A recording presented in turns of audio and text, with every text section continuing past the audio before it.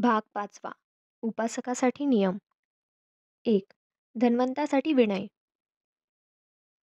दारिद्र्यात धन्यता मानावी, असा कधीही भगवंतांनी दारिद्र्याचा गौरव केला नाही.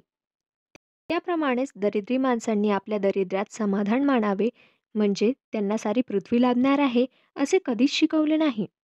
उलट संपत्ती ही स्वागतार्ह आहे, असे ते म्हणतात. एका गोष्टीवर मात्र त्यांचा कटाक्ष होता, आणि तो म्हणजे संपत्ती ही विनयशासित असली पाहिजे. एकदा अनाथपिंडक भगवंताकडे आला आणि त्यांना अभिवादन करून सन्निध बसून म्हणाला, गृहस्थाला स्वागतार्ह, सुखकर आणि पथ्यकर, परंतु त्याला दुष्यपाय अशा कोणत्या गोष्टी आहेत? भगवंतांनी उत्तर दिले, ह्या गोष्टीपैकी सन्मानाने धन संपादन करणे हे प्रथम आहे. दुसरी गोष्ट म्हणजे आपले आप्तेष्ट सुद्धा सन्मार्गाने धन संपादन करत आहेत याची काळजी घेणे. तिसरी गोष्ट म्हणजे दीर्घायू होणे. या जगातील स्वागतार्ह, सुखकर आणि पथ्यकर अशा या 3 दुष्यपाय गोष्टी मिळवताना सद्गृहस्थाने 4 अटी पाळल्या पाहिजेत. ह्या 4 अटी म्हणजे श्रद्धा, सदाचार, औदार्य आणि प्रज्ञा यांच्या सौभाग्याने संपन्न होणे. श्रद्धारूपी धनाने संपन्न होण्यासाठी तथागतासंबंधीचे सर्वश्रेष्ठ असे ज्ञान झाले पाहिजे. या ज्ञानाने त्याला भगवान हे अहर्ता आहेत, सम्यक संबुद्ध आहेत, विद्या व सदाचाराने संपन्न आहेत, विश्वाचे जाणकार आहेत, अतुलनीय आहे, ते दुर्मरणीय मनुष्यांना वळण लावणारे सारथी देवमनुष्याचे गुरु आहेत, असे उमगले पाहिजे. सदाचाराने अथवा शील सौभाग्याने संपन्न होणे म्हणजे हिंसा, चोरी, व्यभिचार, असत्य भाषण, सुरापान यापासून परावृत्त होणे. औदार्यरूपी सौभाग्याने संपन्न होणे म्हणजे गृहस्थाने आपले मन कंजूसपणापासून मुक्त करून औदार्याने आणि मुक्तहस्ताने दान करण्यात आनंद मानावयास शिकणे. लोकांनी त्यांच्यासमोर हात पुढे करावा आणि त्याने सहजपणे दान द्यावे अशी योग्यता त्याच्या अंगी असली पाहिजे. प्रज्ञारूपी सौभाग्याने संपन्न होणे म्हणजे काय? तुला माहीत आहे की ज्या गृहस्थाचे मन हावरेपणा, लोभ, द्वेष, आळस, तंद्री, अनावधान आणि धांदल ग्रस्त होते, तो मनुष्य दुष्कृत्य करतो. जे कर्तव्य केले पाहिजे त्याकडे दुर्लक्ष करतो आणि अशा रीतीने सुख व सन्मान यांना पारखा होतो. हावरेपणा, लोभ, द्वेष, आळस, तंद्री, अनावधान, धांदल आणि शंकेखोरपणा हे मनाचे कलंक आहेत. जो गृहस्थ या मानसिक कलंकापासून मुक्त होतो त्याला थोर आणि भरपूर प्रज्ञा लाभते. दोषरहित अशा प्रज्ञेने त्याची दृष्टी स्वच्छ होते, तो पूर्ण ज्ञानी होतो. अशा रीतीने सन्मार्गाने, न्यायाने, थोर परिश्रमाने, मनगटाच्या जोरावर, निढळाच्या घामावर संपत्ती कमावणे ही धन्यता मानण्याजोगी गोष्ट आहे. असा सद्गृहस्थ स्वतःला सुखी, आनंदी करतो आणि सदैव सुख समाधान भोगतो. त्याप्रमाणेच आपले आईबाप, पत्नी, मुलेबाळे, सेवक, कामकरी, मित्र आणि सहचारी यांना सुखी आणि आनंदी करतो, त्यांना सदैव सुखात ठेवतो. 2. गृहस्थासाठी विनय. या विषयावरील बुद्धाचे विचार सियालवाद सुत्तात अंतर्भूत झाले आहेत. एकदा भगवान राजगृह येथून वेळुवनातील कलंद निवासात विहार करीत होते. त्या समयी एका गृहस्थाच्या सियाल नावाचा तरुण पुत्र प्रातकाळी उठून राजगृहाच्या बाहेर गेला आणि ओल्या केसांनी आणि कपड्यांनी वर हात जोडून पूर्व, पश्चिम, दक्षिण, उत्तर, ऊर्ध्व, अधर अशा रीतीने आकाश, पृथ्वीच्या सर्व दिशांची पूजा करू लागला. त्याच वेळी सकाळी भगवंतांनी चिवर परिधान करून चिवर व भिक्षापात्र घेऊन राजगृहात भिक्षेसाठी प्रवेश केला. अष्टदिशांची पूजा करणारा सियाल त्याच्या दृष्टीस पडला आणि त्यांनी विचारले, तू अष्टदिशांची पूजा का करीत आहेस? त्यावर सियालने उत्तर दिले, माझे वडील मृत्यूशय्यावर असताना मला म्हणाले, मुला, तू आकाश, पृथ्वी, सर्व दिशांची पूजा करीत जा. वडिलांच्या आज्ञेचा मान राखण्यासाठी भगवान मी अशा रीतीने पूजा करीत आहे. भगवंतांनी त्याला विचारले, व्यवहारी माणसाचा हा धर्म कसा ठरतो? सियालाने उत्तर दिले, याशिवाय व्यवहारी माणसाचा कोणता धर्म असणार, आणि जर असेल तर तो भगवंतांनी मला सांगावा. तरुण गृहस्था, ऐक, मी तुला व्यवहारी माणसाचा धर्म सांगतो. तरुण सियाल म्हणाला, ठीक आहे, मग भगवंत म्हणाले, माणसाच्या धर्माने माणसाला दुर्वर्तनापासून परावृत्त होण्यास शिकवले पाहिजे. जीवहत्या करणे, न दिलेले बलात्काराने घेणे, व्यभिचार करणे आणि असत्य बोलणे हे 4 दुर्गुण त्यांनी टाळले पाहिजेत. सियाला हे लक्षात ठेव की पापकर्मेही पक्षपातीपणा, शत्रुत्व, मूर्खपणा आणि भय यामुळे घडतात. यापैकी कोणताही हेतू त्याच्या कृत्याच्या मागे नसेल तर त्याच्या हातून पापकर्म घडणार नाही. माणसाच्या धर्माने माणसाला आपल्या संपत्तीची उधळपट्टी करू नये असे शिकवले पाहिजे. मद्यपानाचे व्यसन, अवेळी रस्त्यावरून भटकत राहणे, जत्रातून परिभ्रमण करणे, जुगाराची सवय जडणे, कुमित्रांची संगत धरणे आणि आळशी सवयी अंगी लावून घेणे यामुळे संपत्तीची धूळघाण होते. मद्यपानाच्या सवयीने 6 प्रकारची संकटे उद्भवतात. संपत्तीचा खराखुरा नाश, वाढती भांडणे, रोगाधीनता, शीलभ्रष्टता, अश्लील वर्तवणूक आणि बुद्धिनाश ही ती 6 संकटे होत. अवेळी रस्त्यावर भटकण्याने माणूस 6 प्रकारच्या संकटात सापडतो. ती म्हणजे तो स्वतः, त्याची बायको मुले आणि त्याची मालमत्ता ही अरक्षित राहते. त्याप्रमाणे ज्या गुन्ह्याचा तपास लागत नाही त्यासंबंधी त्याचा संशय घेतला जातो. खोट्या अफवा त्याला चिकटतात आणि त्याला तोंड देण्यासाठी त्याला पुष्कळच त्रास सोसावा लागतो.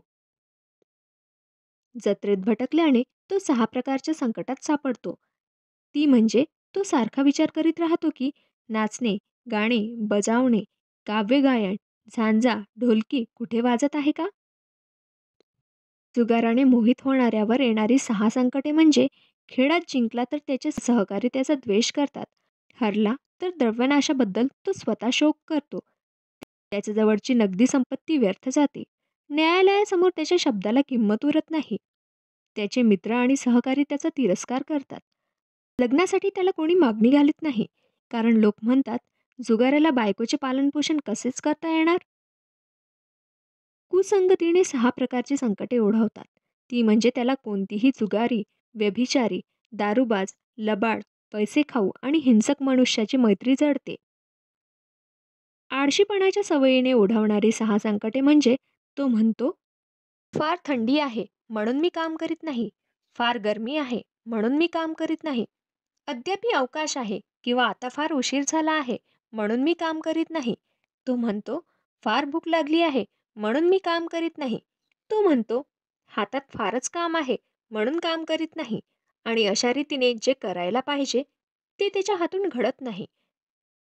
त्याच्या संपत्तीत भर पडत नाही आणि असलेली संपत्ती हळूहळू नाहीशी होते. व्यवहारी माणसाच्या धर्माने खऱ्या मित्राची पारख करण्यास त्याला शिकवले पाहिजे. मित्र म्हणून म्हणवणारे परंतु वस्तुतः शत्रू असणारे असे 4 प्रकारचे लोक आहेत. लोभी पुरुष, बोलघेवडा परंतु कृतीने शून्य असा पुरुष, खुशामत्या पुरुष आणि उधळ्या वृत्तीचा पुरुष. यापैकी पहिल्या प्रकारचा मनुष्य बाहेरूनच मित्रत्व दाखवतो, पण आतून तो शत्रूसारखाच वागतो, कारण तो देतो थोडे आणि मागतो अधिक. केवळ भीतीने तो आपले कर्तव्य करीत असतो, परंतु त्याचा मूळ हेतू स्वार्थ साधणे हा असतो. जो बोलघेवडा आहे आणि कृतीच्या नावाने शून्य आहे असा मनुष्य कितीही मैत्री दाखवित असला तरी तो शत्रूच मानावा, कारण तो आपल्या गत किंवा आपल्या भावी काळासंबंधी मोठ्या आत्मीयतेने बोलत असला तरी त्याचा हेतू पोकळ शब्दांनी तुमची कृपा संपादन करायची हा असतो. प्रसंग पडताच मात्र तो आपल्या अंगी सहाय्य करण्याचे सामर्थ्य नाही असे सांगून दगा देतो. खुशामती मनुष्य मित्रासारखा वाटत असला तरी तो शत्रूच समजावा.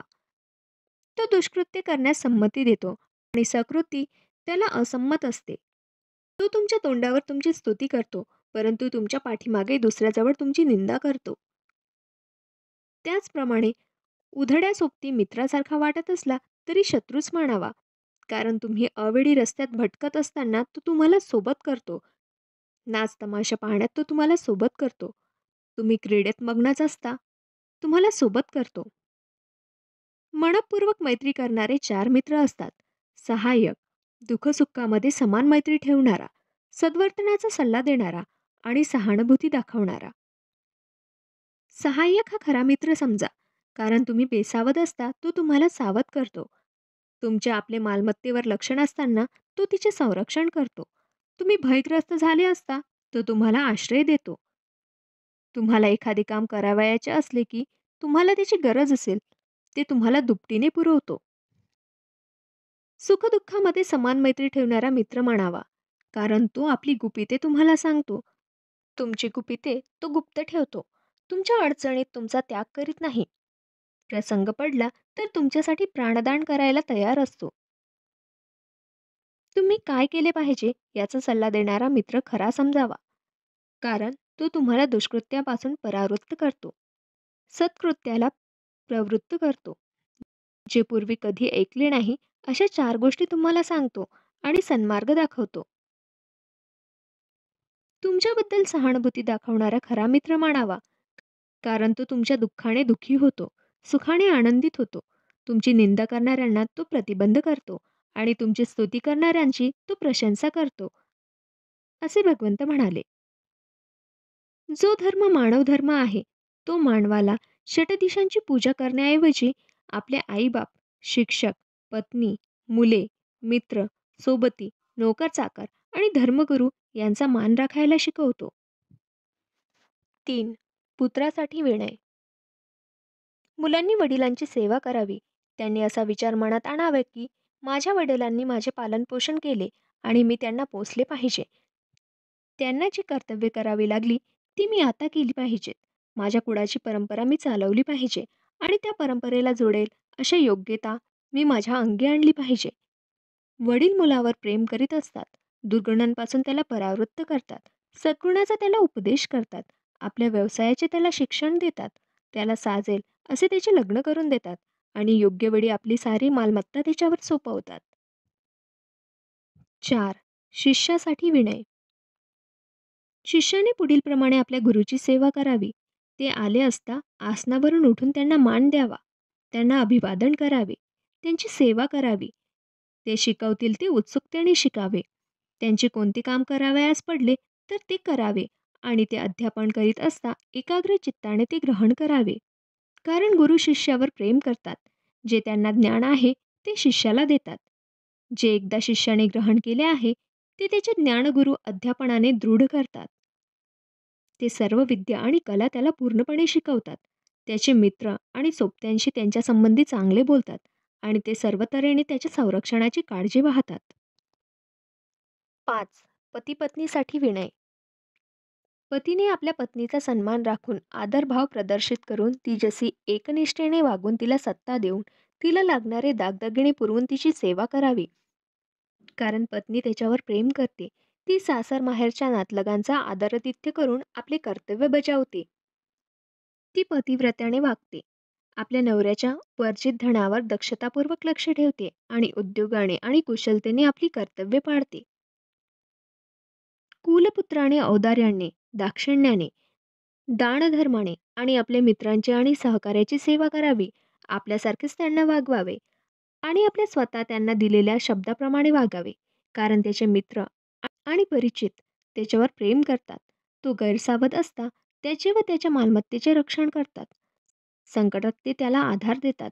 त्याच्या दुःखावस्थेत त्याचा त्याग करीत नाही आणि त्याच्या परिवाराच्या हिताला जपतात. 6. धनी व सेवक यांच्यासाठी विनय. धन्याने नोकर-चाकरांना पुढीलप्रमाणे वागवावे. त्याने त्यांच्या सामर्थ्याप्रमाणे त्यांना काम द्यावे. अन्न व मजुरी द्यावी. ते आजारी पडले असता त्याची शुश्रूषा करावी. असाधारण स्वादिष्ट पक्वाने त्यांना वाटून खावी. वेळ पडेल तेव्हा त्यांना रजा द्यावी. कारण नोकर-चाकर हे धन्यावर प्रेम करतात. ते त्यांच्यापूर्वी उठतात आणि त्यांच्यानंतर झोपतात. त्यांना जे द्यावे त्यात ते समाधान मानतात. ते आपले काम चोखपणे बजावतात आणि त्यांची कीर्ती सर्वत्र वाढवतात. कुलपुत्राने आपल्या धर्मगुरूची सेवा काया, वाचा, मन त्याचवर प्रीती करून आपल्या घराचे दार त्यांना सदैव मोकळे ठेवून व त्याच्या ऐहिक गरजा भागवण करावी. कारण धर्मगुरू आपल्या शिष्याला दुष्कृत्यापासून पराडमुख करतात. त्याला सन्मार्गाचा उपदेश करतात. मायेने त्याच्या संबंधी विचार करतात. जे पूर्वी कधी कानी पडले नाही ते शिकवतात आणि जे पूर्वी कानी पडलेले असले ते चूक असेल तर त्यांची सुधारणा करतात. 7. निष्कर्ष. भगवंतांनी सियालाला वरीलप्रमाणे उपदेश केल्यावर तो म्हणाला, सुंदर, फार सुंदर.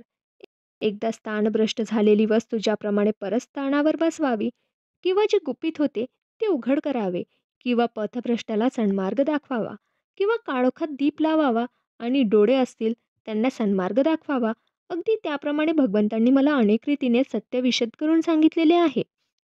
मी भगवंतांना त्यांनी सांगितलेल्या धम्माला आणि संघाला शरण जातो.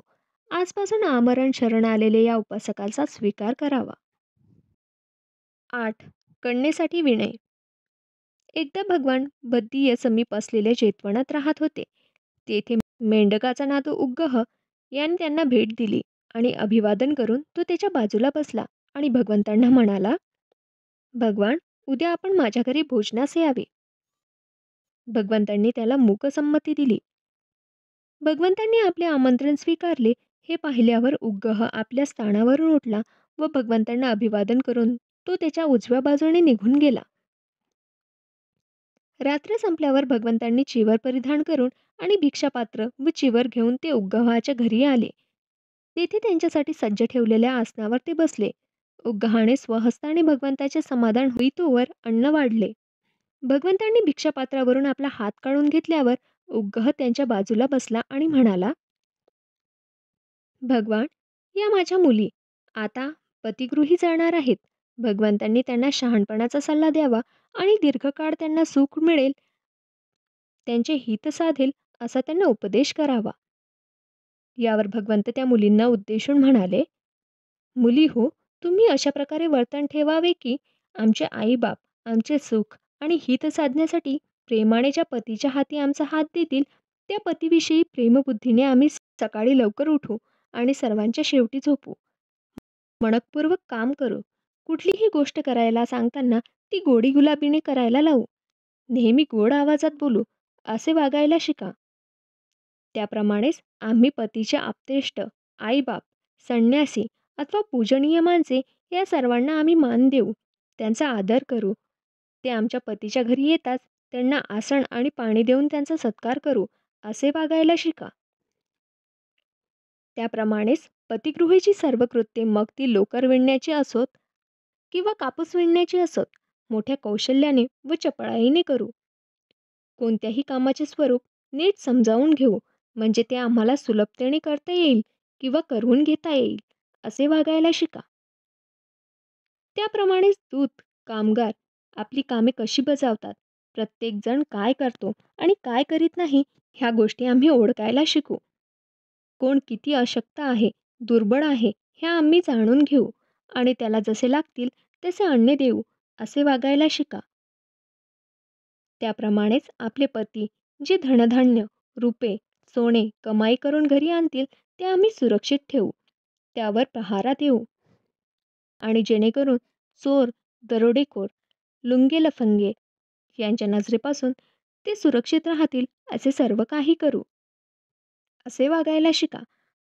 हा उपदेश ऐकताच उग्गहाच्या मुली अत्यंत प्रसन्न झाल्या आणि त्यांनी कृतज्ञतेने भगवंतांना धन्यवाद दिले. मित्रांनो, व्हिडिओ आवडल्यास लाईक करा आणि अशाच नवनवीन माहितीसाठी आपल्या चॅनलला सबस्क्राईब करा.